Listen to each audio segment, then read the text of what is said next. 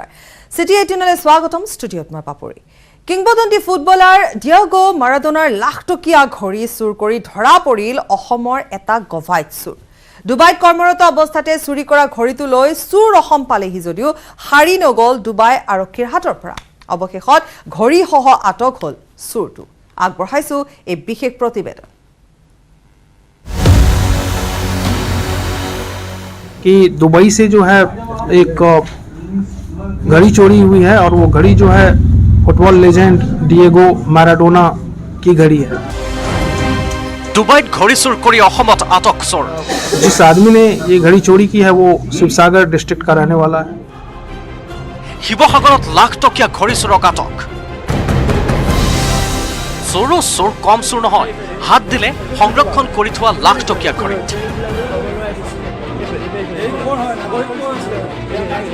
विश्वविख्यात किंबदंती footballer Diego माराडोनाई पिंधिছিল ঘড়ীটো वो घड़ी जो है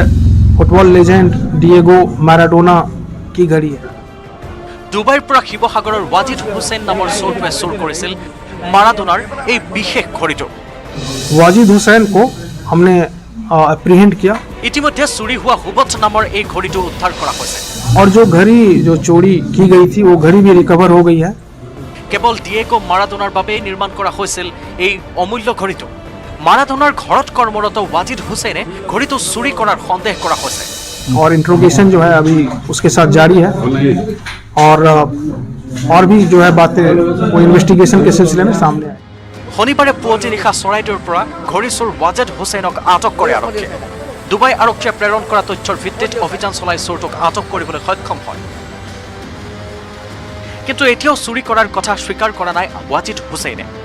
আগষ্ট মাহতে দুবাইৰ পৰা অসমলৈ অহা ৱাজিদ হুছেইনক সোধা পোছা অব্যাহত ৰাখিছে আৰক্ষীয়ে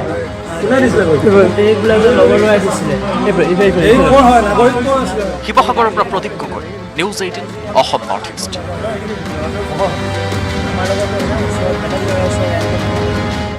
আৰু ইফালে ৰাজ্যত আকৌ ওলাইছে বন্তি আৰু বাবলি ভাড়া কৰি নিয়াৰ চলেৰে বহিৰাজ্যত গাড়ী বিক্ৰী কৰি জালত পৰিছে মোষ্ট ৱান্টেড প্ৰবঞ্চক অৰূপ শৰ্মা অৱশ্যে এতিয়াও পলাতক প্ৰবঞ্চক অৰূপৰ পত্নী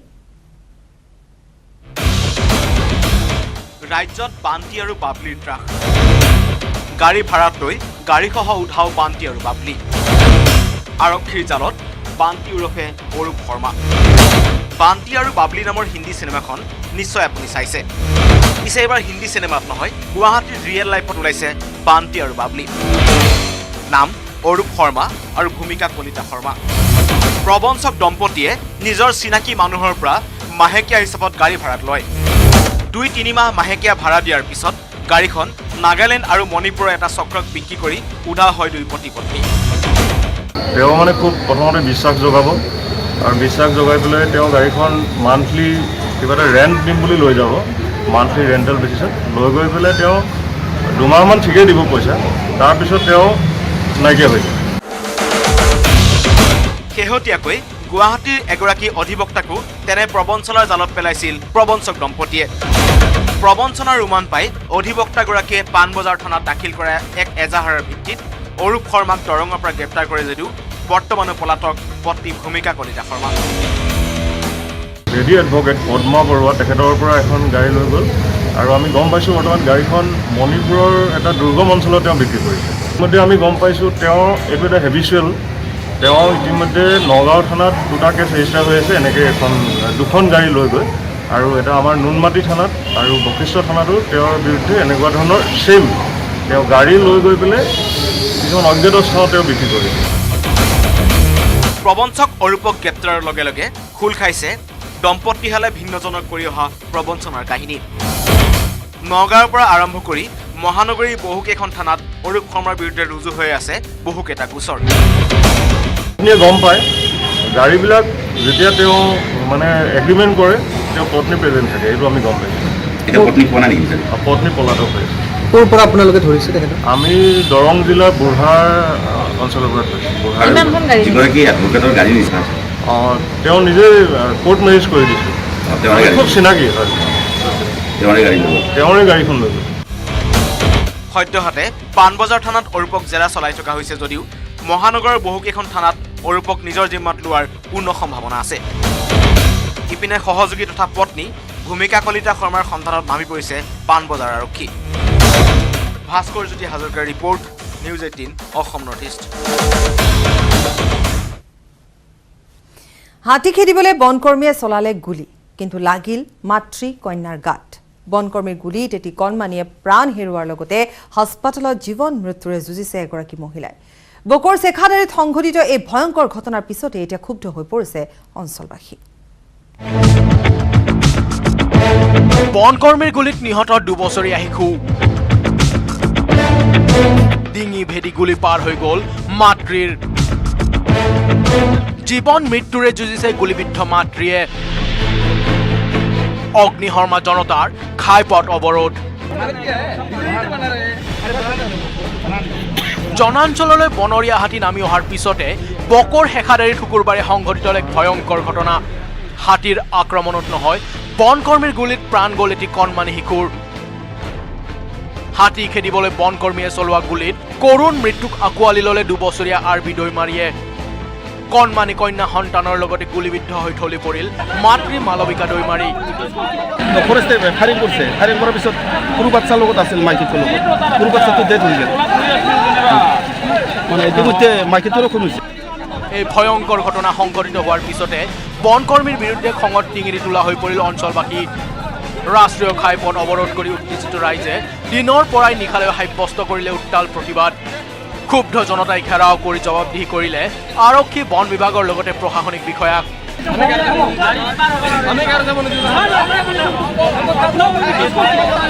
পৰিস্থিতি নিয়ন্ত্ৰণ কৰিবলৈ মোতায়েন কৰিলে আৰক্ষী তথা অৰ্ধসামৰিক বাহিনীৰ দল। বহু সময় ধৰি চলোৱা প্ৰচেষ্টাৰ অন্তত শাম কাটে উত্তেজনাৰ। এইপিনে বনকৰ্মীৰ গুলীয়ে ডিঙি ভেদ কৰি যোৱা মহিলাগৰাকীক ততাতৈয়াকৈ ভৰ্তি কৰোৱা হয় GMCHত। বৰ্তমানো ICUত জীৱন মৃত্যুৰে যুঁজি আছে বনকৰ্মীৰ গুলীত আহত মালবিকা দৈমাৰীয়ে।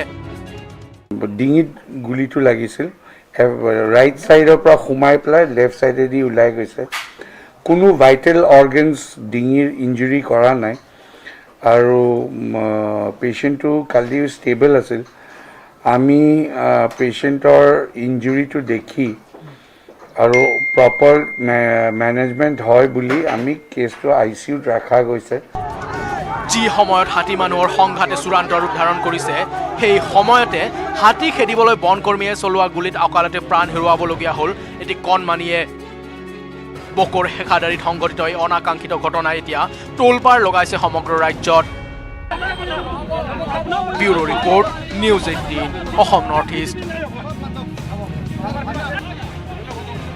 মূল্যবৃদ্ধিক লৈ পুনৰ টুলুঙা মন্তব্য যোগান মন্ত্ৰী ৰঞ্জিত দাসৰ। মিঠাতেলৰ মূল্যবৃদ্ধিৰ ওপৰত মন্তব্য কৰি ৰঞ্জিত দাসে ক'লে, দাম কমিছে মিঠাতেলৰ, এতিয়া আকাশ মাৰ্গেৰে গ'লে হালধীয়া হালধীয়া দেখিব।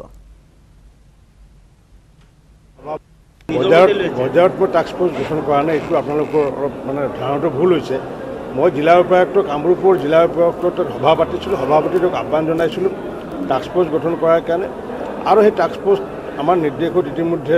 আমাৰ যি কামৰূপৰ জিলাৰ উপায়ুক্ত তেওঁ গঠন কৰিছে। মিঠাতেল নিশ্চিতভাৱে আগতকৈ কমিছে, মিঠাতেলৰ দাম নিশ্চিতভাৱে আগতকৈ কমিছে। আৰু এইবাৰ যিটো সৰিয়হৰ খেতি যি সমগ্ৰ ভাৰতবৰ্ষত যিমান মানুহে কৰিছে, অসমত এতিয়া যদি আপুনি আকাশ মাৰ্গেৰে যায় তেতিয়া সকলোৱে হালধীয়া দেখিব। গতিকে এইবাৰ বহু মানুহে এইবাৰ সৰিয়হৰ দামৰ কাৰণে বহু খেতিয়কে সৰিয়হ খেতি কৰিছে। মই এতিয়াও আশাবাদী যে সৰিয়হৰ বা মিঠাতেলৰ দাম কমিব বুলি আশাবাদী। 2 এদিনৰ ভিতৰতে ঘোষণা হ'ব পাৰে নিকায় নিগমৰ নিৰ্বাচনৰ দিন। পৌৰ নিৰ্বাচনৰ প্ৰাক্ষণত বৃহৎ বৰঙণি সংগ্ৰহৰ লক্ষ্য নিৰ্ধাৰণ কৰিলে শাসকীয় বিজেপিয়ে। পৌৰ এলেকাৰ লোকসকলৰ অভাৱ অভিযোগৰ সম্পৰ্কত আলোচনা কৰাতকৈ বৰঙণি সংগ্ৰহত আজি অধিক গুৰুত্ব দিলে বিজেপিৰ সাংগঠনিক বৈঠকে। অহা এমাহৰ ভিতৰত 100 কোটি টকা বৰঙণি সংগ্ৰহৰ লক্ষ্য লৈছে বিজেপিয়ে। দলৰ সহযোগত নিধিৰ বাবে সংগ্ৰহ কৰিব এই বৃহৎ পৰিমাণৰ পুঁজি। অকল গুৱাহাটী মহানগৰ কমিটিকে 15 কোটি টকা সংগ্ৰহৰ লক্ষ্য বান্ধি দিছে দলীয় নেতৃত্বই। একেদৰে আন আন জিলা কমিটিসমূহকো ধন সংগ্ৰহৰ লক্ষ্য নিৰ্ধাৰণ কৰি দিলে বিজেপি নেতৃত্বই। লগতে মুখ্যমন্ত্ৰী হিমন্ত বিশ্ব শৰ্মাৰ কাঢ়া নিৰ্দেশ, কোনো লোকৰ পৰা ল'ব নোৱাৰিব চান্দা, কেৱল শুভাকাংক্ষী সমৰ্থক আৰু দলৰ সদস্যৰ পৰাহে সংগ্ৰহ কৰিব পাৰিব এই ধন। 1 জানুৱাৰীৰ পৰা 31 জানুৱাৰীলৈ বিজেপিয়ে সংগ্ৰহ কৰিব পাৰিব এই বৰঙণি। ইয়াৰ বাবে শাসকীয় দলটোৱে গঠন কৰিছে 5জনীয়া কমিটি।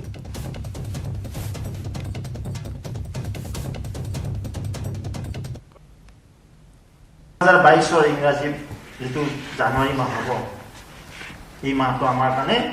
ভাৰতীয় জনতা পাৰ্টীৰ ইতিহাস ৰচনা হ'ব। আমি 100 শ্বেয়াৰ ফৰ পাছ ফাণ্ড। ভাৰতীয় জনতা পাৰ্টি যিটো সহযোগ নিধি, আপোনালোকৰ সহযোগত এই সহযোগ নিধি আমি 100 কোটিলৈকে লৈ যাব বিচাৰিছোঁ। হাততালি এটা দিয়ক সকলোৱে। নিশ্চয় আমি পাৰিম, পাৰিম নোৱাৰে। মাননীয় মুখ্যমন্ত্ৰী মহোদয়ে ক'ব সেই বিষয়ে যে আমি টাৰ্গেট থাকিব 50 টকাৰ পৰা আপ টু লেভেলটো আমি নকওঁ, আৰু ছেপাৰেট আমি এটা একাউণ্ট খুলি দিম। আমি জনতা জনাৰ্দনৰ ওপৰত লওঁ, যিসকলে আমাক ভাল পায়, যিসকলে আমাৰ শুভাকাংক্ষী আছে। আমি চান্দা সংস্কৃতি বন্ধ, আমি চান্দা নতলোঁ, কিন্তু আমি আমাৰ দলক ভাল পাওঁ। মোৰ ইনকাম থাকে, ধান বেছি পাওঁ, শাক পাচলি বিক্ৰী কৰি পাওঁ, মই চাকৰি কৰোঁ, মই কণ্টেক্ট কৰোঁ বা স্মল ভেলি বিজনেছ কৰোঁ, মই বিধায়ক, মই সাংসদ, চেলাৰী এটা পাওঁ, তাৰ পৰা আমি পাৰ্টিক কণ্ট্ৰিবিউট কৰিম। দলটো আমি বহুত দিন ধৰি আমি পৰিচালনা কৰিব লাগিব, আৰু এইটো কাৰণে আমাৰ কাৰণে এটা সুবৰ্ণ সুযোগ। প্ৰায় 45 লাখ সদস্য আমাৰ দলত হ'ল। আমাৰ কাৰণে কিবা অসুবিধা হ'ব পাৰে নেকি কওক? সেইকাৰণে মণ্ডলৰ সভাপতিসকলক, সন্মানীয় সভাপতিসকলক আমি আমন্ত্ৰণ জনাইছোঁ। প্ৰতিটো জিলা স্তৰত আজি আমি টাৰ্গেট ধৰি দিম। গুৱাহাটী মহানগৰীতো প্ৰায় 15 কোটিমান টকা কালেকশ্যন কৰি দিব মিনিমাম, হয় নহয়? জিলা সভাপতি ডাঙৰীয়া, আমি কিন্তু সলনি ক'ত গ'ল? কিমান দিব? আমাৰ 40খন জিলা আছে, প্ৰতিখন জিলাত আজি টাৰ্গেট দিয়া হ'ব। ঠিক তেনেকৈ আমি তাৰ কাৰণে ব্যৱস্থিত কৰিম। তাৰ কাৰণে এজন ইনচাৰ্জ থাকিব ৰাজ্যিক স্তৰত, জিলা স্তৰত, মণ্ডল স্তৰত, হয়তো আমি বুথ স্তৰত নহয়, শক্তি কেন্দ্ৰ স্তৰলৈকে লৈ যাম। এই ৰচিদ বহি আমি চালান ছিষ্টেম কৰিম, ট্ৰেজাৰী চালানৰ নিচিনা। চালান ৰিচিভ কৰি ল'ব লাগিব, আৰু কোনোবাই যদি ৰিটাৰ্ণ কৰিব নোৱাৰে, ডেমেজটো আমি মানি লওঁ। মিছ ইউজ হোৱা দেখা পাওঁ, গমটো পায়ে নেক্সট কাগজখন কি যায়, সেইটো কথা মই নকওঁ। ময়ো যদি বহি হেৰাওঁ, মোকো দিব লাগিব সেইখন কাগজ, মানে ডিচিপ্লিনাৰী একশ্যন লোৱা হ'ব। ইয়াত কোনো কনচিডাৰ কৰা নহ'ব। সেইকাৰণে আজি আপোনালোক মাতি অনা হৈছে যে মণ্ডল সভাপতিসকলক, যে আমি সহযোগ নিধি নামেৰে দলৰ ফাণ্ডটো বৃদ্ধি কৰাৰ কাৰণে, দলটোক আগন্তুক দিনত পৰিচালনা কৰাৰ কাৰণে আমি ইয়াত প্ৰয়াস চলাইছোঁ। টকা পইচা তোলাৰ কাম বহুত দিন যুঁজি থাকিলে তাত বিতৰ্কও আৰম্ভ হয়। গতিকে আমি 1 জানুৱাৰীৰ পৰা আৰম্ভ কৰিব খুজিছোঁ, 30 জানুৱাৰীত আমি শেষ কৰি দিব খুজিছোঁ। আমি সেই বস্তুটোলৈ বহুত দিন লাগি থাকিব খোজা নাই, আৰু লাগিলে আৰু এবছৰ পিছত আৰু 1 মাহ আমি কৰিম। কিন্তু আজিৰ দিনত আমি এটা মাহৰ এটা যাক কয় শুভাকাংক্ষী আৰু কাৰ্যকৰ্তাৰ পৰা, ইয়াত ব্যৱসায়ীৰ ঘৰে ঘৰে আমি নাযাওঁ। যদি ব্যৱসায়ীজন আমাৰ দলৰ কাৰ্যকৰ্তা হয় বেলেগ কথা, কিন্তু এই ফাঁচী বজাৰত সোমাই গ'লো চান্দা তুলিব, সেইটো নহয়। This is a in house collection, যে আমাৰ কাৰ্যকৰ্তাসকলে দিব। আমি 50 টকাৰ কুপন কৰিছোঁ, 100 টকাৰ কৰিছোঁ, এনেকৈ বিভিন্ন ধৰণৰ কুপন কৰা হৈছে, আৰু য'ত নেকি আমাৰ কাৰ্যকৰ্তাসকলে বৰঙণি দিব পাৰে। মোক এটা ফণিদাহঁতে আগত আলোচনাত ওলালে, গোটেইবিলাক বহি যে কেতিয়াবা জিলাত বহি গ'লে বহীখন ঘূৰি নাহে, বা কালেকশ্যনটো ঘূৰি নাহে, বহীখন ঘূৰি আহিব। আমি সেই ধৰণে চিন্তা নকৰি, কাৰণ এই পুঁজিটোৱে পিছত চৰকাৰ থাকিলেও নাথাকিলেও আমাৰ বাবে সহায় হ'ব। সেইকাৰণে 1 জানুৱাৰীৰ পৰা 30 জানুৱাৰীলৈ আমি সকলোৱে এই ধন সংগ্ৰহৰ কামত নামিব লাগিব। কিন্তু কোনো দোকানৰ ওচৰত আমি নাযাওঁ, কোনো চৰকাৰী বিষয়াৰ ওচৰত আমি নাযাওঁ, গভৰ্ণমেণ্ট অফিচাৰৰ তাত নাযাওঁ, আৰু আমি কোনো ট্ৰেডাৰ্ছৰ তাত নাযাওঁ। খবৰ আৰু আছে, সময় এটি বিৰতি।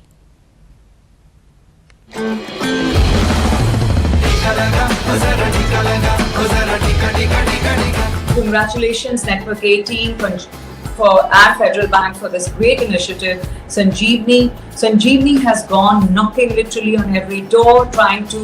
motivate, push people into getting vaccinated. I encourage, and Sanjeevni is encouraging each and every one of us who has been vaccinated to help spread word, to help tell people that they must get vaccinated.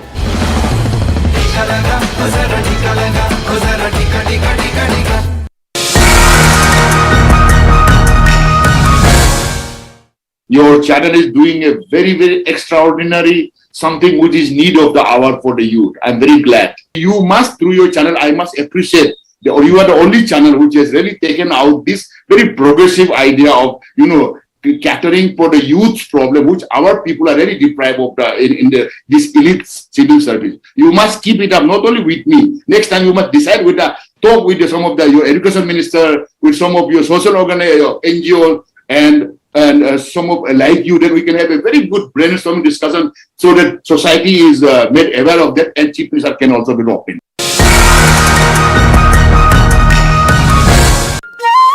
আঘোণত আইৰ ঘৰলৈ যাম এপুৰা মাটিৰ বৰা চকুৱা দাম পিতাই আনিব দৈ আখৈ মুড়িত টোপোলা ভৰাই তোমালৈ আনিম লৈ সোণোৱালী পথাৰত জাক জাক ডাৱৰে সোণগুটিৰে কৰে ধেমালি নতুন ধানৰ প্ৰথম সাজৰ অনন্য অনুভূতি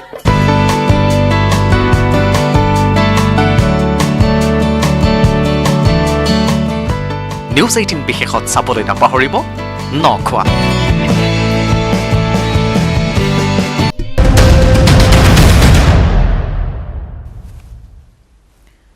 স্বাগতম বিৰতিৰ পাছত বিগত 24 ঘণ্টাত ৰাজ্যত প্ৰাণ গৈছে দুটাকৈ বনৰীয়া হাতী এবাৰ সামগুৰিৰ ভেলেউগুৰিত বনৰীয়া হাতীৰ কৰুণ মৃত্যু খাদ্যৰ সন্ধানত বনাঞ্চলৰ পৰা ভয়ামূলে নামি আহি বিদ্যুৎ স্পৃষ্ট হৈ কৰুণ মৃত্যু সাবটিলে হাতীটোৱে প্ৰত্যক্ষদৰ্শীৰ মতে বিদ্যুৎ বিভাগৰ চৰম গাফিলতিৰ বাবে কৰুণ মৃত্যুক সাবটিলে বন্যহস্তীটোৱে বৃহত্তৰ সামগুৰি আৰু বৰহমপুৰ অঞ্চলত চলিত বছৰতে বন্যহস্তীৰ এইটো মৃত্যুৰ হৈছে তৃতীয়টো ঘটনা আৰু এতিয়া দিনক দিনে যেহেতু খাদ্যৰ সন্ধানত বন্যহস্তীৰ জাক ওলাই আহিছে আৰু জনাঞ্চললৈ ওলাই আহিছে বনাঞ্চলৰ পৰা আৰু বৃহৎ বৃহৎ হাতীৰ জাক ওলাই আহিছে তাৰ মাজতে এনেধৰণৰ ঘটনা সংঘটিত হ'বলৈ ধৰিছে আৰু এইবেলেই যেহেতু তৃতীয়টো হাতীৰ মৃত্যু হৈছে খাদ্যৰ সন্ধানত ভয়ামূলে ওলাই অহাৰ পিছতে আৰু জানিব পৰা অনুসৰি বিদ্যুৎস্পৃষ্ট হৈ মৃত্যু হৈছে গতিকে বিদ্যুৎ বিভাগৰ গাফিলতি বুলি স্থানীয় ৰাইজে প্ৰকাশ কৰিছে আছে ধৰি লওক এই আমাৰ 11 কেবি লাইনটো আছে তলত আপুনি কিমান তলত আছে হয়তো ধান খাই থাকে তেনেকৈ হয়তো ওপৰত মাৰি দিব পাৰে মাৰি দিয়াৰ ফলত হয়তো ইলেক্ট্ৰিকেশ্যন হয় হাতীটো মৃত্যু হোৱা যেন আমাৰ সন্দেহ হৈছে ইয়াৰ আগত যি ইয়াত মানে হাতীৰ উপদ্ৰৱ চলি আছে কিমানটাকৈ হাতীৰ জাক ইয়াত বিচৰণ কৰি আছে এতিয়াতো আমাৰ 5-6টা হাতী আছে আৰু এই আমি যিমান ইলেক্ট্ৰিক লাইন মানে চেকিং হৈছে তলত আছে এই সন্দৰ্ভত আমি মানে APDCLক আমি চিঠিযোগে অৱগত কৰিছোঁ যে লাইনখিনি মানে উঠাই দিব লাগে তাৰমানে যাতে হাতীৰ মৃত্যু নহয় এইখন আমি এবাৰ নহয় কেইবাবাৰো আমি তেওঁলোকক আমি চিঠিযোগে অৱগত কৰা আছে তেখেতসকলে কি গুৰুত্ব দিয়া নাই নেকি এইটোতো তেওঁলোকৰ গুৰুত্ব নাই দিয়া বুলি ভাবিব লাগিব আৰু আনহাতে আমি এটা হাতীৰ নান্দনিক দৃশ্য দেখুৱাম হোজাইত বনৰীয়া হাতীৰ নান্দনিক দৃশ্য যি নিউজ 18ৰ সাংবাদিকৰ কেমেৰাত বন্দী হৈছে হাতীৰ এটা জাক দেখিবলৈ পোৱা গৈছে আৰু সেই হাতীটোৰ জাকৰ মাজৰে এজনী মাইকী হাতীয়ে দুগ্ধপান কৰোৱাইছে এটা পোৱালি হাতী দুগ্ধপান কৰি থাকোঁতে ৰাইজে চিঞৰ বাখৰ কৰি হাতী খেদিবলৈ চেষ্টা কৰিছিল কিন্তু পোৱালিটোৱে দুগ্ধপান কৰি থকা সময়ত চিঞৰ বাখৰ কৰাৰ বাবে মানুহৰলৈ চুচাললে জাকটোৰ মাজৰে আন এটা হাতী আতংকৰ মাজতে বন্যহস্তীৰ এই কাণ্ডই স্থানীয় ৰাইজক যথেষ্ট আমোদ দিলে আনকি খেদিবলৈ অহা লোকসকলৰ হৃদয় বিগলিত হৈ পৰিল বন্যহস্তীৰ মৰমত সেই দৃশ্য বন্দী হৈছে আমাৰ সাংবাদিকৰ কেমেৰাত আমি দেখুৱাইছোঁ যিহেতু হোজাইত বিভিন্ন প্ৰান্তত হাতী মানুহৰ সংঘাত চলি আছে হাতীৰ বৃহৎ জাক নামি আহিছে খাদ্যৰ সন্ধানত পুৱতি নিশাৰ ভাগতে বৃহৎ হাতীৰ জাক নামি আহিছে তাৰ মাজত হাতীৰ মাজৰ এই কিছু নান্দনিক দৃশ্য আমাৰ কেমেৰাত বন্দী হৈছে আমি দেখুৱাইছোঁ কেইবাটাও হাতী আৰু এনেধৰণৰ কিছু দৃশ্য বন্দী হৈছে যে যিসকল লোকে খেদিবলৈ আহিছিল তেওঁলোকো আবেগিক হৈ পৰিছে আৰু এই দৃশ্য চাই তেওঁলোক আপ্লুত হৈ পৰিছে এই হাতী জাকৰ মাজত এটা কণমানি পোৱালি হাতী আছে যি মাতৃদুগ্ধ পান কৰি আছিল কিন্তু ৰাইজে যিহেতু আতংকময় এটা পৰিস্থিতিৰ মাজত হাতীৰ জাকটো খেদিবলৈ ওলাইছিল গতিকে তেনে সময়তে অন্য এটা হাতীয়ে কিন্তু ৰাইজলৈ চুচা মাৰি গৈছে আৰু এই সকলো দৃশ্য বন্দী হৈছে কেমেৰাত আমি খেৰ জ্বলালোঁ বম চম ফুটালোঁ এনেকৈ কৰি পেলাই মানে পিছত অলপ মানে বাবাক ক'লোঁ বাবা অলপ মানে তোমালোকে চাইড হৈ যোৱা এনেকৈ ক'লোঁ পিছত লাহে লাহে চাইড হৈছে আৰু আপোনাৰ ঘৰৰ ওচৰতে আছে আমাৰ ঘৰৰ ওচৰতে আছে এতিয়াও আছে আমাৰ ঘৰৰ ওচৰতে কিমানটামান হ'ব হাতী মানে 80-90টামান হ'ব সদায় ওলাই নে সদায় ওলায় সদায় ওলায় মানে সদায় ধৰক এনেকৈ 3-4টা মানত ওলাই পেলাই এনেকৈ আমাৰ ঘৰৰ ওচৰত আহে মানে আজিৰ নিচিনা মানে এনেকুৱা কৰা নাই কেতিয়াও মানে আজিতো মানে বেছি মানে অলপ উৎপাত কৰিলে দেশত ক্ৰমাৎ বৃদ্ধি পাবলৈ ধৰিছে কৰোনাৰ নতুন ভেৰিয়েণ্টৰ সংক্ৰমণ মুম্বাইত অমিক্ৰণত আক্ৰান্ত হৈছে 3 বছৰীয়া শিশু অৱশ্যে অসমত অমিক্ৰণৰ ভয়াৱহতা নুই কৰি সম্পূৰ্ণ সাজু বুলি মন্তব্য কৰিলে স্বাস্থ্য মন্ত্ৰী কেশৱ মহন্তই দেশত বাঢ়িছে অমিক্ৰণৰ আতংক দৈনিক এটা দুটাকৈ বাঢ়িছে অমিক্ৰণ ভেৰিয়েণ্ট সংক্ৰমণৰ সংখ্যা মহাৰাষ্ট্ৰত দৈনিক বৃদ্ধি পাইছে অমিক্ৰণ ভেৰিয়েণ্টত আক্ৰান্তৰ সংখ্যা বিগত 24 ঘণ্টাত ৰাজ্যখনত অমিক্ৰণত আক্ৰান্ত হৈছে 7 জন লোক আন 6 জনৰ লগতে মুম্বাইৰ এটি 3 বছৰীয়া শিশুৰ শৰীৰত অমিক্ৰণ ভেৰিয়েণ্টৰ অৱস্থিতি ধৰা পৰিছে সংক্ৰমিতসকলৰ 3 জনে মুম্বাইৰ আৰু আন 4 জন পিপৰিৰ ইয়াকে ধৰি মহাৰাষ্ট্ৰত 17 জনলৈ বৃদ্ধি পাইছে অমিক্ৰণ ভেৰিয়েণ্টত আক্ৰান্তৰ সংখ্যা অমিক্ৰণ ভেৰিয়েণ্টৰ সংক্ৰমণৰ বৃদ্ধিৰ প্ৰতি লক্ষ্য ৰাখি মহাৰাষ্ট্ৰ চৰকাৰে ঘোষণা কৰিলে 144 ধাৰা শনিবাৰৰ লগতে দেওবাৰেও বহাল থাকিব 144 ধাৰা 48 ঘণ্টা ধৰি মুম্বাইত নিয়ন্ত্ৰিত হ'ব জনসমাগম ইপিনে ৰাজধানী দিল্লীত আৰু এজন অমিক্ৰণত সংক্ৰমিত হোৱাৰ তথ্য আহিছে ইয়াকে ধৰি দিল্লীত অমিক্ৰণ ভেৰিয়েণ্টত সংক্ৰমণৰ সংখ্যা 2 জনলৈ বৃদ্ধি পালে দক্ষিণ আফ্ৰিকাৰ লগতে জিম্বাবৱেৰ ভ্ৰমণ হিষ্ট্ৰী আছে 35 বছৰীয়া সংক্ৰমিত লোকজনৰ আক্ৰান্ত লোকজনক এলএনজিপি হাস্পতালত ভৰ্তি কৰোৱা হৈছে অমিক্ৰণৰ ভয়াৱহ সংক্ৰমণৰ পৰিপ্ৰেক্ষিতত হস্তম হৈছে ৰাজ্যৰ স্বাস্থ্য বিভাগ ৰাজ্যৰ শেহতীয়া কোভিড পৰিস্থিতি সম্পৰ্কে জিএমচিএইচৰ অধীক্ষক অভিজিত শৰ্মাই নিউজ 18ক জনায় যে এতিয়ালৈ অসমত অমিক্ৰণৰ আশংকা নাই বৰ্ঝাৰ বিমানবন্দৰত লণ্ডনৰ পৰা অহা এজন যাত্ৰীক কোভিড-19 পজিটিভ পোৱা গৈছিল যদিও ইতিমধ্যে মহিলাগৰাকীৰ আৰটিপিচিআৰ ৰিপৰ্ট নিগেটিভ আহিছে আৰু তেওঁ চিকিৎসালয়ৰ পৰা ইতিমধ্যে ঘৰলৈ উভতি গৈছে অৱশ্যে মহিলাগৰাকীৰ অমিক্ৰণ পৰীক্ষাৰ বাবে কলকাতালৈ নমুনা পঠিওৱা হৈছে এই ৰিপৰ্ট 2-3 দিনৰ পিছতে পোৱাৰ সম্ভাৱনা আছে ইয়ালৈকে আমাৰ এনেকুৱা কোনো কেছ পোৱা নাই সেইকাৰণে there is nothing called Omicron specific treatment or Delta specific treatment. তেখেতে 20 দিন আগতে ইণ্ডিয়ালৈ আহিছে from London via অমৃতসৰত আহিলে তাতে থাকিলে তাৰপিছত পাটনাত আহিলে থাকিলে তাৰপিছত 5 দিন আগতে 6 দিন আগতে এতিয়া গুৱাহাটীলৈ আহিলে গুৱাহাটীত পজিটিভ ওলাইছে এতিয়া কথা হ'ল definitely it has to be the local virus local delta ভেৰিয়েণ্টে হ'ব কিন্তু আমি আমাৰ ইয়াৰ কাৰণে ফৰ আৱাৰ চাইণ্টিফিক নলেজ আমি জেনম টেষ্টিঙৰ কাৰণে পঠাইছোঁ এই ৰিজাল্টটো 2-3 দিনত আহিব কিন্তু এই সময়তে তেখেত অলৰেডি যোৱাকালি আৰটিপিচিআৰ নিগেটিভ হৈছে ইপিনে অমিক্ৰণৰ বিৰুদ্ধে যুঁজিবলৈ ৰাজ্য চৰকাৰ সাজু বুলি মন্তব্য কৰিছে স্বাস্থ্য মন্ত্ৰী কেশৱ মহন্তই বহিৰাষ্ট্ৰৰ পৰা অহা যাত্ৰীৰ বাবে 7 দিনৰ হোম কোৱাৰেণ্টাইন বাধ্যতামূলক কৰিছে চৰকাৰে আমি অমিক্ৰণৰ কাৰণে সম্পূৰ্ণ প্ৰস্তুত আছোঁ ইয়াত যদি কাৰোবাৰ যিকোনো মানুহৰে যদি ইণ্টাৰনেশ্যনেল ট্ৰেভেলাৰ হয় তেওঁক আমি অসমত যেতিয়া যদি তেওঁ এয়াৰপৰ্টত নিগেটিভো হয় 7 দিনৰ কাৰণে আমি কোৱাৰেণ্টাইনত ৰাখিছোঁ 7 দিনৰ ভিতৰত 2 দিন আকৌ তেওঁলোকৰ তাত গৈ আমি চেম্পল টেষ্টিং ল'ম আৰু তেওঁলোকৰ চেম্পল টেষ্টিংটো আমি যদি পজিটিভ হয় তেতিয়াহ'লে আমি পঠাই দিম মানে হয় কল্যাণী লেবৰেটৰী কলিকতা নহয় পুনে আমি সাধাৰণতে কলিকতালৈ পঠাইছোঁ তেনে 4 জন লোক আমাৰ শিলচৰত আছে উল্লেখযোগ্য যে এই পৰ্যন্ত দেশত 33 জনলৈ বৃদ্ধি পালে অমিক্ৰণ ভেৰিয়েণ্টৰ আক্ৰান্তৰ সংখ্যা গুজৰাটৰো 2 জন লোকৰ শৰীৰত ধৰা পৰিছে অমিক্ৰণ ভেৰিয়েণ্টৰ অৱস্থিতি গুজৰাটত পূৰ্বেও এজন লোক আক্ৰান্ত হৈছিল কোভিড-19ৰ অমিক্ৰণ ভেৰিয়েণ্টৰ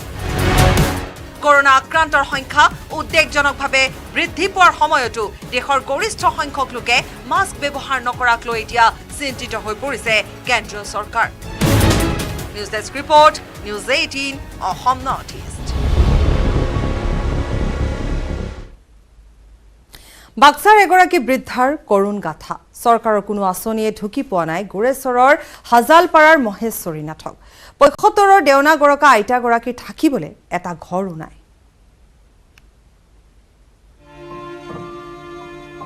এগৰাকী অকলশৰীয়া আইতা নাম মহেশ্বৰী নাথ